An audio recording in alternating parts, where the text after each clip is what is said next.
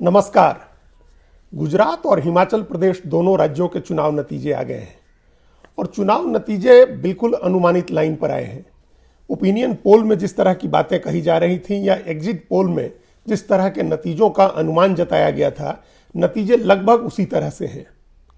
Number of seats की संख्या हो सकता है ऊपर नीचे हुई है, लेकिन नतीजों का जो ट्रेंड था, जो अनुमान था कि गुजरात में भारतीय जनता पार्टी जीतेगी, बड़ी जीत हासिल करेगी और हिमाचल प्रदेश में कांग्रेस पार्टी चुनाव जीत करके सरकार बना सकती है, ये ओपिनियन पोल में भी था, ये एग्जिट पोल में भी था।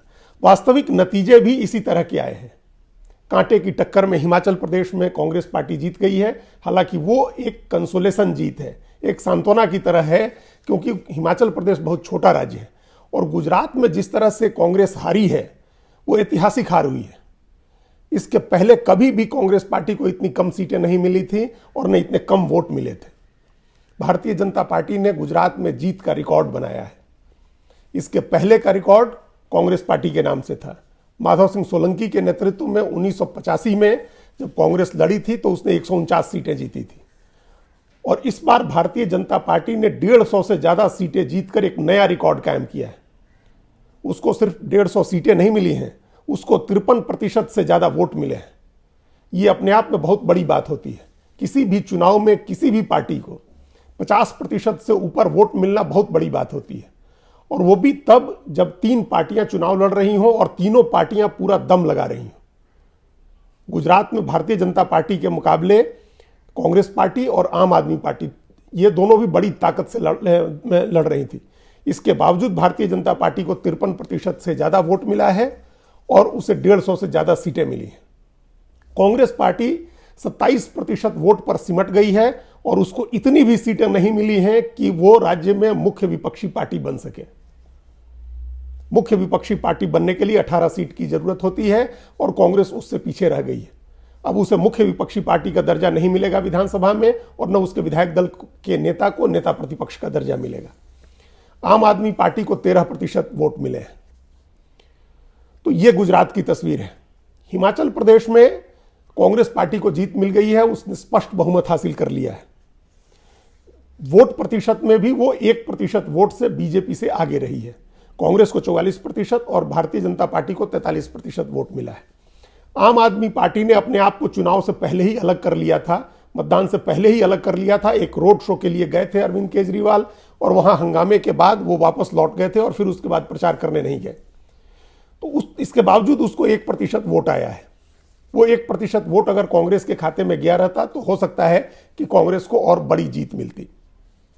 तो आम आदमी का क्या फैक्टर रहा है, इस पर हम लोग चर्चा करेंगे। लेकिन उससे पहले गुजरात चुनाव में जो भारतीय जनता पार्टी की रणनीति रही, जो कांग्रेस पार्टी का फेल्योर रहा और जो आम आदमी का फैक्टर रहा, उस पर चर्चा करते हैं। भारतीय जनता पार्टी की इस बार गुजरात में ऐसी रणनीति थी कि उसको न सिर्फ चुनाव जीतना था, बल्कि चुनाव जीत करके एक कीर्तिमान बनाना था।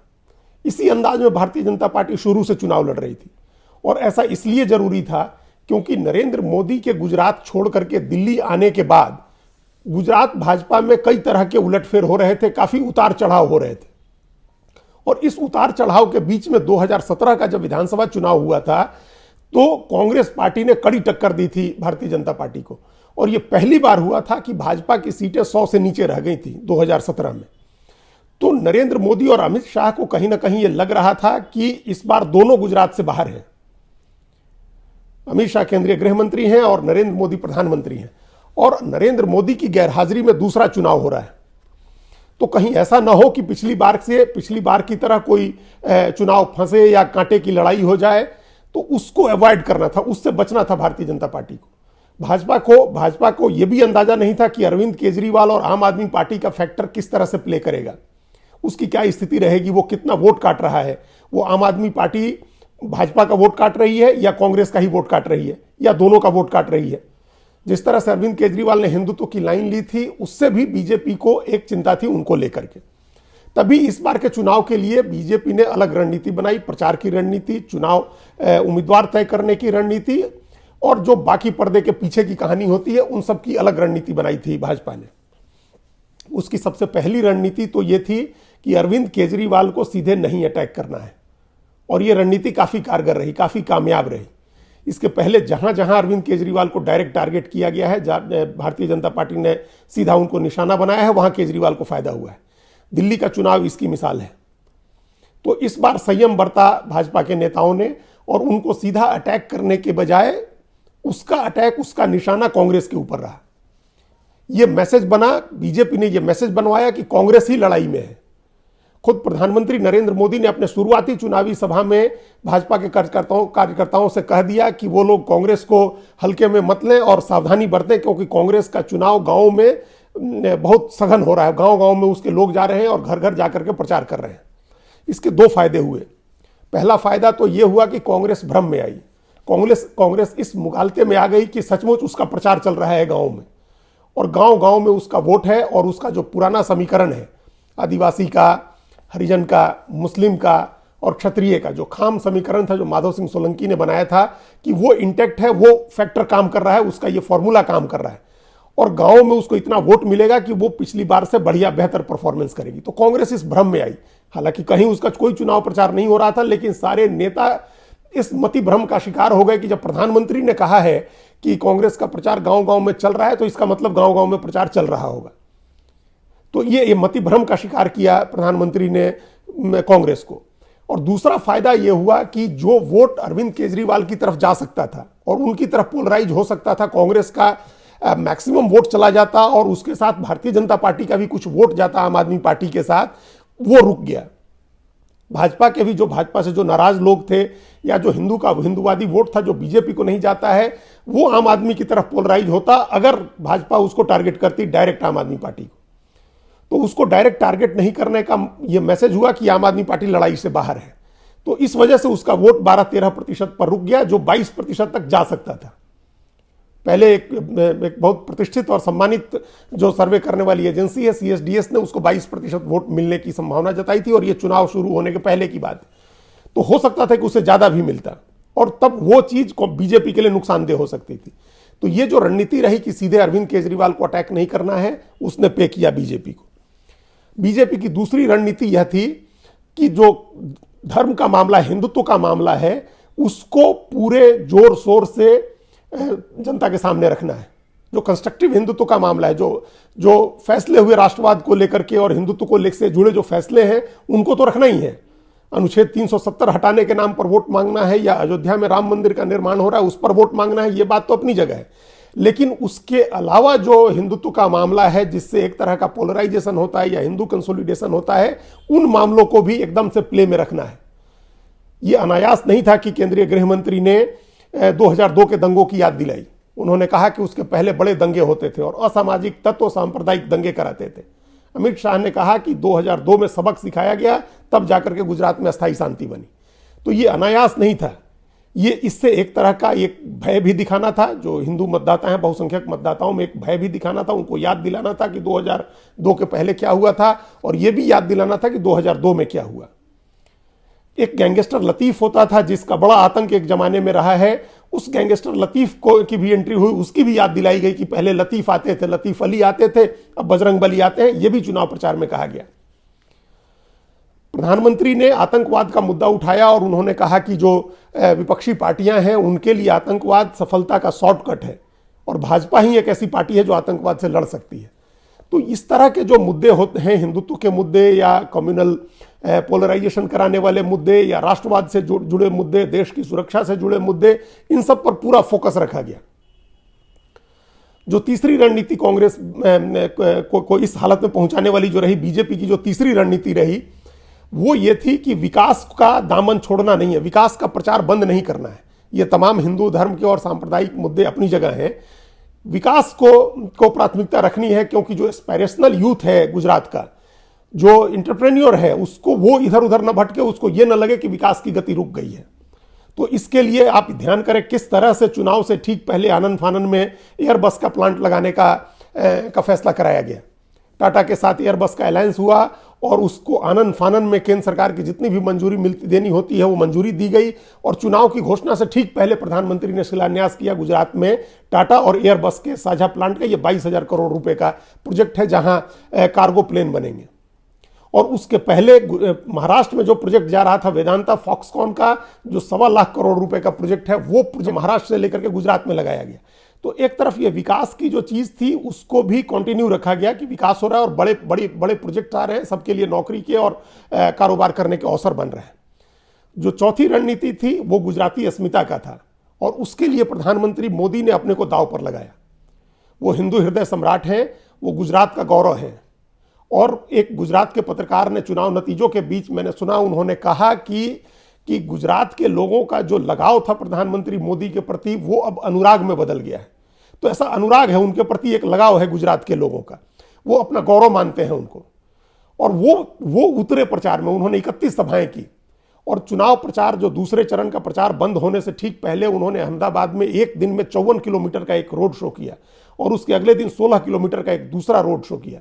अहमदाबाद और उसके आसपास की करीब 21 सीटों पर प्रधानमंत्री का वो रोड शो गुजरा।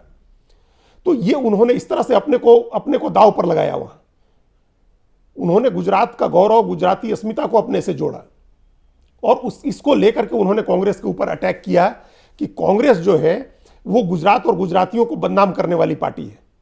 उन्होंने ये संयोग भी रहा कि उसी समय मेधा पाटकर जो नर्मदा बचाओ आंदोलन का चेहरा रही है, वो राहुल गांधी की भारत जोड़ो यात्रा में शामिल हो गई और उसके बहाने प्रधानमंत्री ने यह बताया कि वो महिला जो गुजरात और गुजरातियों की विरोधी रही है, जिसने कच्छ तक पानी पहुंचने का विरोध किया था, वो कांग्रेस के नेता उसके साथ यात्रा कर रहे हैं। तो ये एक स्ट्रेटेजी थी कि जो मुख्य विपक्षी है उसको गुजरात विरोधी साबित करो और खुद को, प्रधानमंत्री को जो पहले से वहां गुजरात गौरव के रूप में स्थापित है, उनको आगे करके उनके नाम पर वोट मांगो।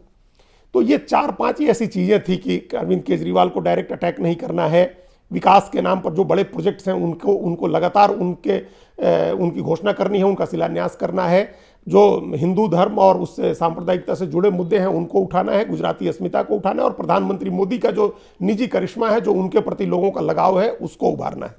तो ये बीजेपी की रणनीति थी और इस रणनीति ने बीजेपी का वोट बढ़ाया है। बीजेपी को पिछले चुनाव में 2017 के चुनाव में 49% वोट आया था और इस बार उससे 4% ज्यादा वोट मिला है। 27 साल के राज के बाद 4% वोट बढ़ जाना, 53% वोट पहुंचना, ये बहुत बड़ी बात है जो इस रणनीति से बीजेपी ने जो करने में सफलता हासिल की है। कांग्रेस की विफलता यह रही कि कांग्रेस कहीं भी चुनाव लड़ती नहीं दिखी।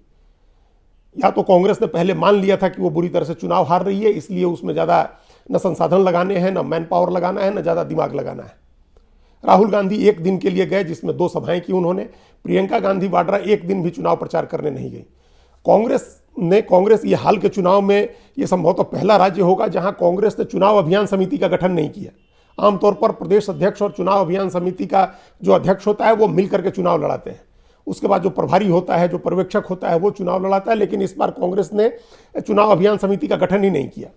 तो कांग्रेस ने एक तरह से चुनाव को छोड़ दिया था पूरी तरह से, और वो या तो इस भ्रम में थी कि हम गांव में हमारी बहुत बड़ी पैठ है और 27 साल की एंटी इनकम्बेंसी में बीजेपी को नुकसान होगा, गांव के वोट से हम जीत जाएंगे, या फिर उसको ये पक्का पता था कि वो रिजल्ट क्या आने वाला है, इसलिए उसने चुनाव नहीं लड़ा। तो ये कांग्रेस पार्टी का बड़ा फेलियर था।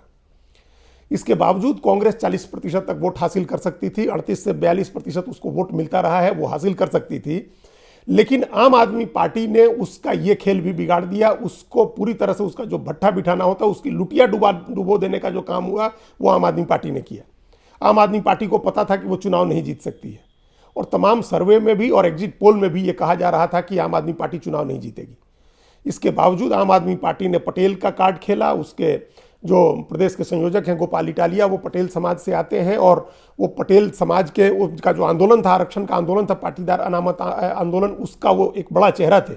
तो वो और अल्पेश कथीरिया दोनों आम आदमी पार्टी के साथ जुड़े थे और उसके बाद एक ओबीसी चेहरे के तौर पर ईसुदान गढ़वी को आम आदमी पार्टी ने अपना मुख्यमंत्री पद का दावेदार बनाया।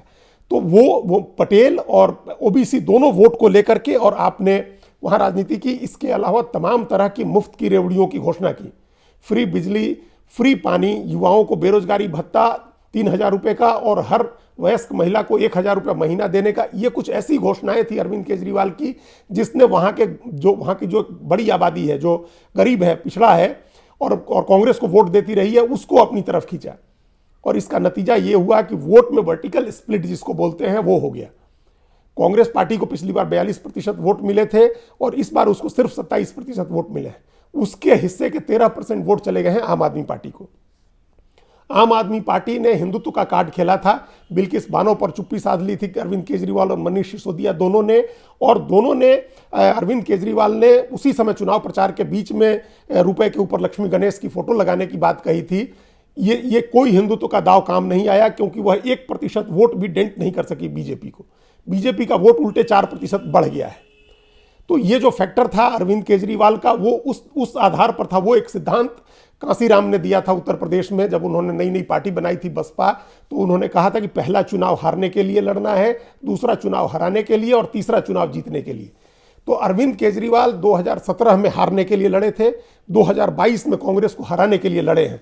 अब इसके आगे वो जीतने के लिए चुनाव लड़ेंगे। उनको उतना आधार मिल गया है, 13% वोट मिल गया है, जिसके आधार पर वो राजनीति कर सकते हैं आगे की। तो ये कुल मिलाकर के ये गुजरात की तस्वीर है। अगर कांग्रेस और आम आदमी पार्टी दोनों एक साथ मिलकर लड़ते या आम आदमी पार्टी नहीं होती, तब भी भारतीय जनता पार्टी जीत रही थी, जिस तरह का पोलराइजेशन उसके फेवर में था। लेकिन तब कांग्रेस पार्टी की इतनी बुरी हार नहीं होती, तब कांग्रेस को एक सम्मानजनक वोट और सम्मानजनक सीटें भी मिली होती। इससे तमाम विपक्षी पार्टियों के लिए एक सबक है कि वो आगे के चुनाव में एकजुटता की कोशिश करें, उसके बिना उनकी कोई गुंजाइश नहीं है।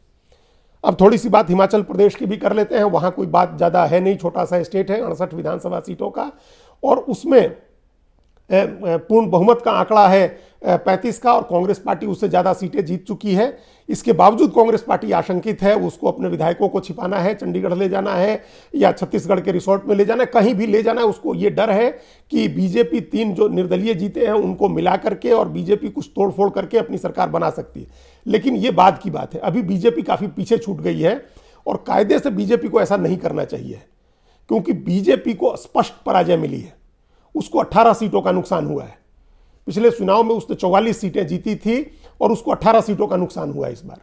तो इतनी बड़ी हार के बाद पार्टी को यह कोशिश नहीं करनी चाहिए कि वो सरकार बनाए।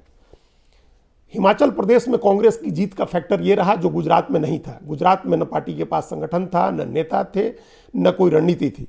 हिमाचल प्रदेश में कांग्रेस के पास नेता भी था। उन्होंने वीरभद्र सिंह का जो खूंटा था, पुराना मजबूत खूंटा, उसी खूंटे से पार्टी को बांध करके रखा। उनकी पत्नी को प्रदेश अध्यक्ष बनाया, उन्हीं को एक तरह से चुनाव लड़ाने की जिम्मेदारी दी गई थी। उसके अलावा वहाँ पुराने जो अध्यक्ष थे सुखविंदर सुक्खू भी थे, विधायक दल के नेता मुकेश अग्निहोत्री भी थे। पार्टी ने इन तमाम नेताओं पर भरोसा किया, इन चेहरों पर भरोसा किया, और उसके साथ प्रचार करने के लिए प्रियंका गांधी वाड्रा भी उतरी। 15 अक्टूबर को जिस दिन चुनाव की घोषणा हुई थी, उसके एक दिन पहले उन्होंने एक बड़ी रैली की थी और चुनाव प्रचार के दौरान वो 4 बार रैलियां करने गई, रोड शो किया उन्होंने। तो इस तरह से हिमाचल प्रदेश में पार्टी ने अपना नेता भी दिखाया, उसका संगठन भी पहले से मजबूत था और जम के प्रचार भी किया। और एक फैक्टर ये रहा कि समय रहते आम आदमी पार्टी वहां के चुनाव से बाहर हो गई थी, इसलिए वह सिर्फ 1% वोट का नुकसान कर सकी, और यही कारण रहा कि कांग्रेस पार्टी वहां चुनाव जीत गई। अब ये इन दोनों चुनावों का सबक ये है कि कांग्रेस हर राज्य में आगे जहां चुनाव होना है वहां नेता आगे करे, अपने संगठन को मजबूत करे, प्रचार पर ध्यान दे और अपनी कहानी बनाए। जो अपना नैरेटिव है वो तैयार करे। बीजेपी के नैरेटिव पर उसकी राजनीति नहीं चलेगी। और जो सबसे महत्वपूर्ण चीज है वो ये है कि विपक्ष की एकता बनाने की कोशिश हो। अगर अरविंद केजरीवाल किसी भी कीमत पर अपनी पार्टी की ताकत बढ़ाने की कोशिश करते रहे तो उनके प्रयास से बीजेपी जीतती रहेगी। विपक्ष एकजुट नहीं हुआ तो इनकी आपसी लड़ाई से बीजेपी जीतेगी। तो इन दोनों चुनावों का एक ये संदेश है, एक मैसेज है कि विपक्षी पार्टियां एकजुट हों और अरविंद केजरीवाल अपनी ये जिद छोड़ें कि विपक्षी एकता कोई काम करने वाली चीज नहीं है। धन्यवाद।